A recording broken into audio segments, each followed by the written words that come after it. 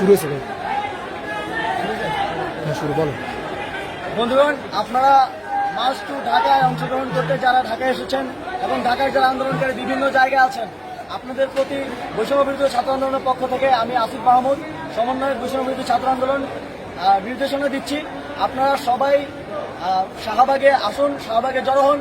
আমরা শঙ্কা করছি যে বাংলাদেশে গণতান্ত্রিক ব্যবস্থার উৎখাত করে মার্শাল ল জারি হতে পারে, অর্থাৎ সামরিক শাসন জারি হতে পারে। আমরা গতকাল রাতেই ঘোষণা করেছি সামরিক শাসন কিংবা ফ্যাসিবাদকে সার্ভ করে এই ধরনের কোনো শাসন আন্দোলনরত ছাত্র জনতা মেনে নেবে না।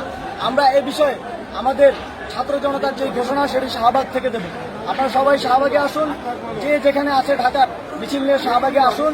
ইতিমধ্যেই সব জায়গা থেকে পুলিশ বাহিনী তাদের অবস্থান সরিয়ে নিতে শুরু করেছে, কিন্তু আমরা এদেশে জনতার সরকার চাই, কোনো সামরিক শাসন আমরা এদেশে চাই না। সামরিক শাসন যখনই এসেছে বাংলাদেশের ক্ষতি করে গিয়েছে, আমরা কোনো প্রকার সামরিক শাসন চাই না। এবং আমরা জানি আমাদের যে সামরিক ব্যবস্থা আছে, যে সেনাপ্রধান আছেন, তিনি শেখ হাসিনার আত্মীয় হন। এই আত্মীয়তার সম্পর্কের মধ্যে যে কোনো ধরনের ক্ষমতা হস্তান্তর হলে সেক্ষেত্রে তা ফ্যাসিবাদকে সার্ভ করবে বলে আমরা মনে করি। যেই জীবনগুলো আমাদের শহীদ ভাইয়েরা দিয়েছেন সেই জীবনগুলো ব্যর্থ হবে যদি এই ফ্যাসিবাদের সরকার বা ফ্যাসিবাদী ব্যবস্থার বিলোপ না ঘটে। আমরা এই ফ্যাসিবাদী ব্যবস্থার বিলোপ চাই, শুধু ব্যক্তি হাসিনার পতন সেটা সম্ভব না। আমরা হাসিনার মতো কিংবা হাসিনাকে সার্ভ করে এমন কাউকেই এদেশের শাসনভারে ক্ষমতায় চাই না। আমরা জনতার সরকার চাই।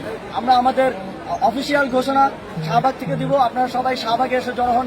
ঢাকার যে যেখানে আছেন সবাই শাহবাগে আসুন। যদি কোথাও বাধা আসে সেই বাধার টপকে বাধার উপর দিয়ে জনতার বুলডোজার চালিয়ে আপনারা শাহবাগের দিকে আসুন। ধন্যবাদ সবাইকে।